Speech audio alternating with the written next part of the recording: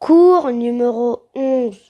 Bismillah wa salatu wa salam ala nabi. Amma ba'd. Aujourd'hui, on va faire Bab al-Masih ala al-Khuffayn. Alors, c'est quoi al-Masih ala al-Khuffayn? Le Masih, c'est le fait d'essuyer. Al-Khuffayn, C'est quoi? قال الشيخ شاكر تثنية خف. Ça vient du mot khuf. Alors, c'est quoi le khuf? وهو النعل يغطي الكعبين. C'est des نعل تغطي الكعبين. Donc c'est des sortes de chaussons, des petites chaussures basses. C'est des sortes de petites chaussures, mais تغطي الكعبين. Attention, il faut qu'elles recouvrent le ka'bayn. Vous connaissez c'est quoi le ka'bayn? Yes. C'est les deux os au niveau des chevilles. D'accord. Donc il faut que ça arrive jusque là. Par exemple des chaussons, des chaussettes, ça arrive jusque là. C'est ça le khuf. Tout le monde aime les chaussettes comme ça, comme ça, comme ça. Ouais. Oui, il faut faire attention. Il y a certaines chaussettes qui sont courtes. Ah, les sockets qui Les arrivent chaussons, dessous. ouais, les chaussons pas. Et on va voir que ça, c'est pas bon. On peut pas faire le masih dessus. Si elles sont au-dessous des chevilles, c'est pas bon. Ouais, lui, d'habitude, jamais je mets des chaussons. Donc قال الشيخ عبد الله البسام هذا الباب يذكر فيه شيء من أدلة مشروعية المسح على الخفين لأن المسح عليهما بدل غسلهما. Pourquoi est-ce qu'il a évoqué ce chapitre? Parce que le masih remplace le fait de laver les pieds. Donc des fois on peut laver les pieds et des fois, si vous avez par exemple des chaussettes, vous pouvez faire le masih, c'est-à-dire essuyer. Vous passez les mains humides sur les chaussettes. On a fait ça pour être longtemps. Voilà. Donc c'est une autorisation qu'Allah Azza wa Jalla nous a donnée dans le din. Et din yusr, c'est une facilité. Par exemple, Zayd, tu voyages. Ouais. Tu as vu quand tu voyages, c'est pas facile de faire l'eau d'eau. Par exemple, tu es en voiture, tu dois t'arrêter, tu n'as pas beaucoup d'eau. C'est compliqué. Eh bien, tu peux faire le masih. Tu essuies pour le khuffayn. J'ai compris, c'est bon. Moi aussi. D'accord? Donc c'est une facilité. Donc on va lire le hadith. عن المغيرة بن شعبة رضي الله عنه قال كنت مع النبي صلى الله عليه وسلم في سفر. Donc المغيرة بن شعبة était avec le prophète صلى الله عليه وسلم en voyage. فأهويت لأنزع خفيه. Il s'est baissé pour lui enlever ses khuf. Pourquoi? Parce que les compagnons aimaient bien aider le prophète sallallahu alayhi wa sallam. Ils étaient à son service. Donc il s'est baissé, il voulait lui enlever les khuf. Qu'est-ce qu'il lui a dit? فقال دعهما. Le prophète sallallahu alayhi wa sallam lui a dit دعهما. Laisse-les. فإني أدخلتهما طاهرتين. Il lui a dit, car lorsque je les ai mises, eh bien mes pieds étaient à la tahara. يعني أدخلتهما أي القدمين. J'ai entré mes deux pieds dans le khuf alors que j'avais fait le wudu. Il était en état de tahara, en état de pureté. Éjection. Ouais. Si on met des chaussettes, après on fait le masih. Et quand on s'en on les enlève. On va voir, quand tu enlèves les chaussettes, classe, on ne peut plus faire le masih. Quand tu mets les chaussettes, elles ont les clodos, ma commode. Faut pas mettre les chaussettes. Quand tu mets tes chaussettes, il faut que tu aies l'odo. Et on va voir après que quand tu enlèves tes chaussettes, tu ne peux plus faire le masih. Si tu enlèves tes chaussettes et que tu les remets, tu ne peux plus faire le masih. D'accord? قال فمسح عليهما. Et le prophète sallallahu alayhi wa sallam a fait le masih. Il a essuyé par-dessus ses khuf. Alors, question. Est-ce qu'on fait le masih en même temps, c'est-à-dire on passe les deux mains en même temps, ou est-ce que c'est la droite puis la gauche? Réponse. En même temps. En même temps? Ouais. Alors, Cheikh Ibn Uthaymin a dit يحتمل أنه في آن واحد. Cheikh Ibn Uthaymin a dit On peut faire les deux. il y a une possibilité qu'il les fait les deux en même temps. Il a essuyé les deux pieds en même temps. Ouais. Kamal udhunayn, comme quand on fait les oreilles. Vous avez vu, on fait en même temps. واحتمال أنه مسح اليمنى قبل اليسرى. Il a dit, il est possible que le prophète sallallahu alayhi wa sallam ait lavé la droite puis la gauche. Mais il a dit à un autre moment que l'ihtimal, que la possibilité était en fait qu'il les a fait en même temps. Donc il a essuyé en même temps les deux pieds. Donc اختلاف العلماء. Alors vous savez que certains ينكرون المسح على الخفين. Il y a une طائفة ضالة, il y a un groupe qui est égaré et qui renie, qui dit qu'on ne peut pas faire le masih. C'est qui? C'est les chiites. Les chiites. Les chiites renient le masih على الخفين. Je fais comme, vous avez quoi? Vous avez quoi? En fait, quand je recuplais, t'as dit Ronnie.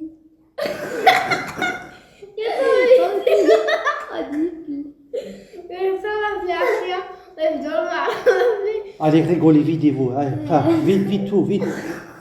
Vite tout, vite. Je veux qu'il reste plus rien. Yeah.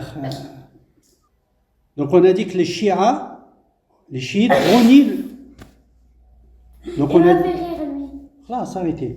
Donc les chiites renient le fait de. Donc les chiites renient le masih ala al-khuffayn. Et aussi, il est rapporté d'après Malik et certains compagnons qu'ils renient cela. Mais Cheikh al-Islam Ibn Taymiyyah a dit que cela n'était pas authentique. Donc le fait que Malik renie le masih n'est pas vrai. C'est pas authentique. Donc les chiites, on a dit, qu'est-ce qu'ils disent? Les Rawafid disent que les pieds C'est qui ne doivent. Les Rawafid, c'est un groupe de chiites. Mais c'est vraiment des extrémistes. Donc les Rawafid disent que les pieds ne doivent pas être lavés, mais essuyés. Eux, ils disent qu'il ne faut pas laver les pieds, il faut les essuyer. Et ils se basent sur une qira'at du verset. Tu connais le verset? Ya ayyuhalladhina amanu idha qumtum ila as-salah faghsilu wujuhakum wa aydiyakum ila al-marafiq wamsahu bi ru'usikum wa arjulakum. On a une version arjulakum avec une fetha sur le lam, arjulakum, et on a une qira'a avec la kisra wa arjulikum. Donc eux ils lisent avec la kisra, arjulikum. Donc lorsqu'on lit de cette façon-là, ça veut dire qu'on fait le masih à la rijl, c'est-à-dire qu'on essuie les pieds. Donc eux ils disent que c'est ça qu'il faut faire et que ça prend le dessus sur la sunna. Donc ils rejettent en fait la sunna. Ils ne croient pas en la sunna. Donc pour que tu saches d'où ça vient. Alors que le sunna dit non. Même s'il y a les deux qira'a, même s'il y a les deux lectures avec la fetha et la kisra, eh bien le sunna accepte les deux. Ils acceptent le fait de laver les pieds et le fait de pouvoir faire le masih. Donc, je te donne une petite faïda. Cheikh Ibn Uthaymin a dit al-jama' bin al-qira'at bin nasb wal jar. Alors, on a dit avec la fetha, c'est-à-dire qu'on lave nos pieds. On lave nos pieds. On lave nos pieds. Donc, Cheikh Ibn Uthaymin dit qu'en fait, que si tu n'as pas de chaussettes, si tu n'as rien dans les pieds, qu'est-ce que tu fais dans ce cas-là? Tu laves ton pied. D'accord? Et la qira'a avec la kisra, wa arjulikum, eh bien, c'est par exemple si tu as des chaussettes ou si tu as des khuf, qu'est-ce que tu fais? Tu fais le masih. Donc les deux qira'a, les deux lectures sont bonnes et elles indiquent les deux sens. Laver les pieds et le fait de faire le masih. Mais les chiites, non, ils rejettent ça. Question. Les sandales, est-ce qu'on a le droit d'essuyer sur les sandales? Non. Les chaussures, les sandales? Non. Non. Abdallah? Oui. Parce que la fois, Ali, quand on avait des sandales, t'as ça sur tes sandales. Mais ça me sert pas tous les pieds, ça veut dire, ça, par exemple, les sandales là.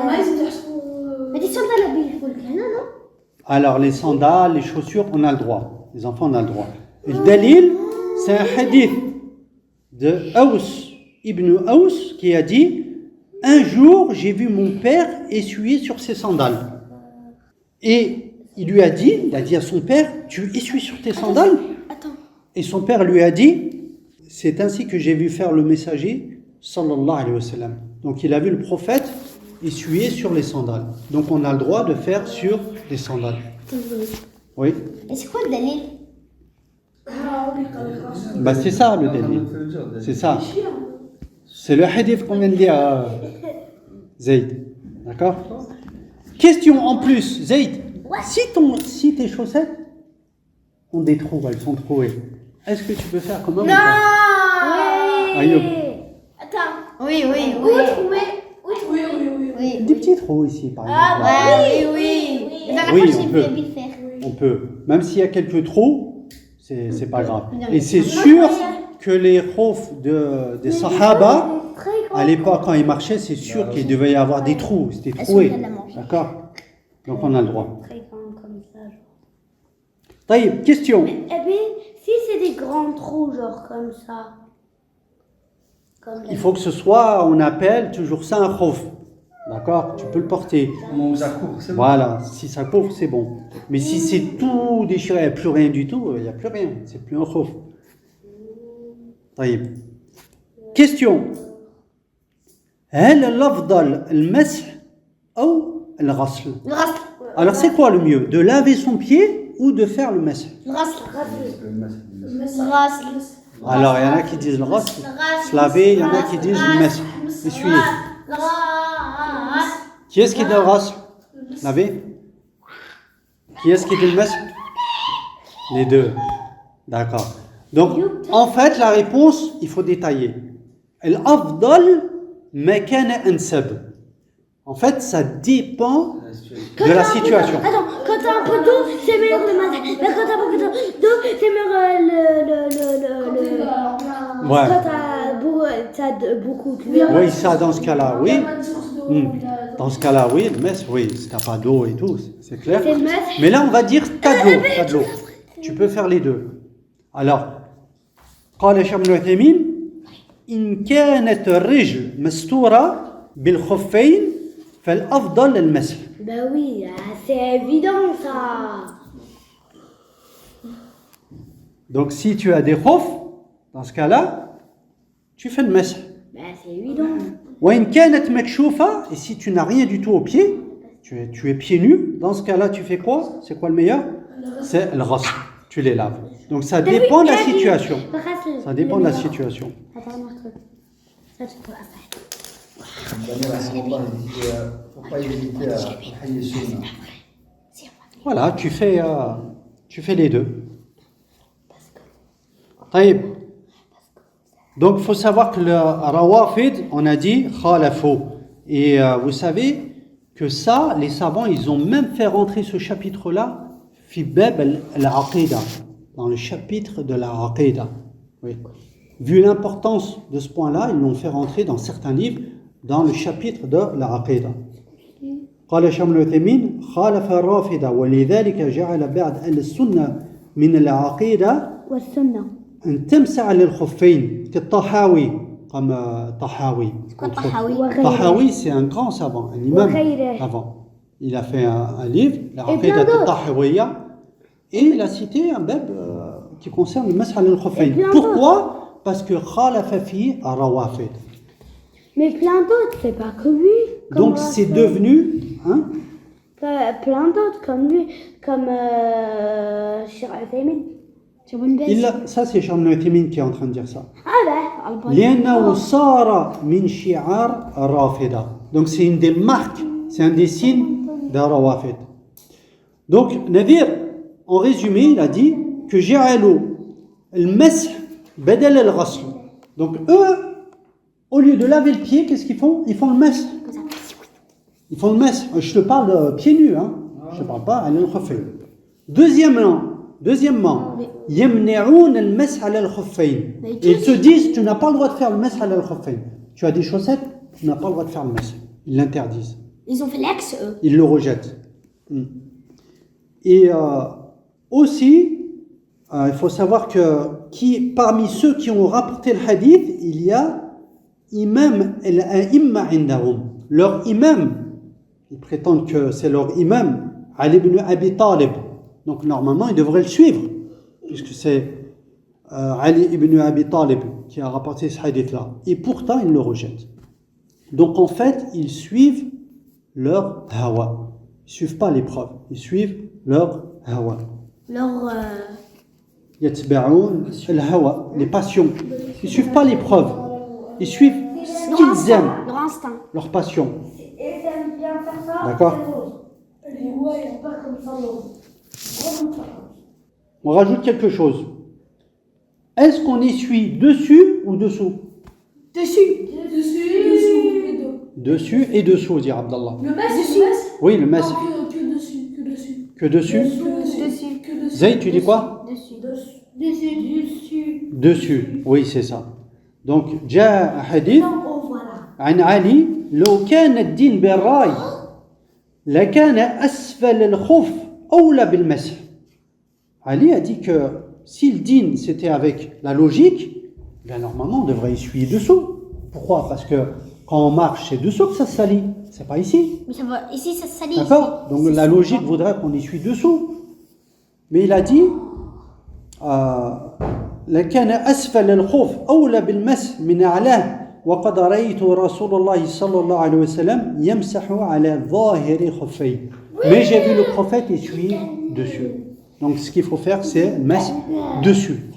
C'est quoi ça? D'accord?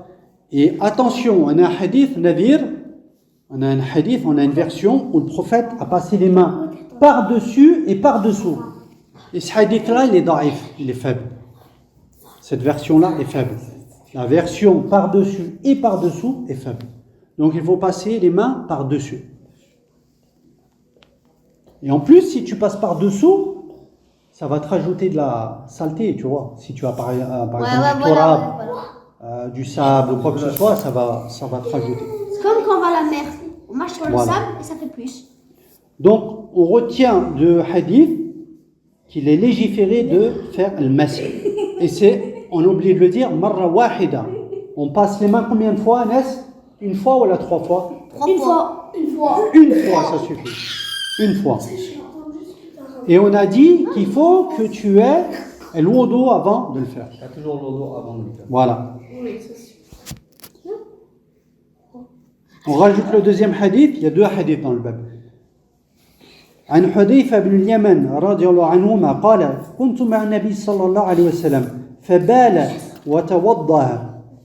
Donc Hudayfa était avec le prophète sallallahu alayhi wa sallam qui a uriné. وتوضأ. Qu'est-ce qu'il a fait après? Il a fait le wudu. ومسح على خفيه. Et il a fait le masih sur les chaussons. Voilà. Donc ici, qu'est-ce qu'on tire comme profit? مشروعية المسح على الخفين في السفر. Donc lorsqu'on est en safar, lorsqu'on voyage, on a le droit de faire le masih. Et attention, on a une différence. Abdallah, lorsque tu es en voyage, tu as le droit de faire le masih pendant combien de temps? 3 jours. 3 jours. Mais quand tu n'es pas voyageur, Un jour. tu as le droit pendant un jour. Sainte. C'est bien. Je suis trop fort. Vous voyez? Donc c'est ce qu'a cité Cheikh Abdallah al-Bassam. Et quand il y en a quand ils vont en voyage, ils croient que leur masse, ils doivent jusqu'à les retourner en paix. Ah non, c'est 3 jours maximum. Après, tu enlèves tes chaussettes, par exemple, tu refais le wudu et tu remets tes chaussettes. C'est ce qu'a cité Cheikh Abdallah al-Bassam. Et le dalil, la preuve, c'est le hadith. جعل يوما وليلة للمقيم. Le muqim, c'est celui qui ne voyage pas. Donc le muqim a le droit à un jour. وثلاث أيام للمسافر. 3 jours et 3 nuits pour celui qui est en voyage. Musafir. Lorsque tu voyages, tu as le droit de faire le mess pendant Non, tu voyages. 3 jours et 3 nuits. Abbé. قال الشيخ عبد الله البسام. Deuxième point, المسح على الخفين بعد الوضوء من البول. C'est pas du voyage. C'est pareil. Donc ici, le prophète sallallahu alayhi wa sallam a uriné. Donc le fait d'uriner, ça invalide le wudu. Donc qu'est-ce qu'il a fait? Il a refait le wudu et il a fait le masih. Donc on a dit qu'on a le droit de faire le masih. Mais attention, il y a certaines choses on n'a pas le droit. Par exemple, en état de janaba, tu n'as pas le droit de faire le masih. Il faut faire le ghusl. Mais si tu vas aux toilettes, tu fais comme on a dit. Question, je rajoute un petit point. هل تنقض الطهارة إذا انتهت المدة? Donc par exemple, Zayd, tu as fait le masih. Oui. Tu as le droit pendant 24 heures, pendant un jour. Oui. Au bout d'un jour, est-ce que tu n'as plus la tahara? Non. Non, t'as plus la tahara? Tu pars T'as vu la chercher de l'eau. parole? Hmm? Tu jettes l'eau. Ouais, par exemple, il l'a fait le matin, au Fajr. Il a fait 5 salats le lendemain. Tu vois, au Fajr, il a refait le mess. Et après le Fajr, il a encore... tu sais, il n'est pas parti aux toilettes.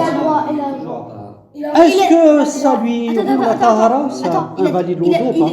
il a toujours la tahara. Il a toujours la Mais l'afdal qui fait le 5 salawat. Il y a toujours un.